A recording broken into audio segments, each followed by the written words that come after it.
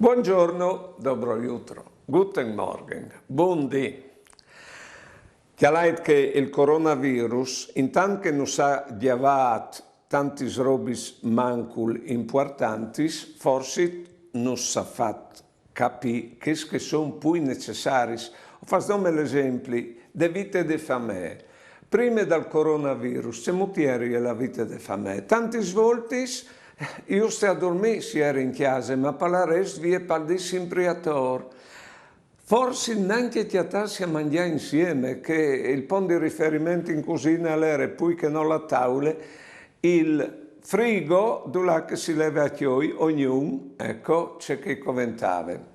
Beh no, col coronavirus si è scugnuto, resta insieme e forse si è tornata a chiappasù che il senso di appartenenza alla famiglia che è un lavoro prezioso, perché l'appartenenza primaria che noi abbiamo che smonta è che dentro le nostre famiglie.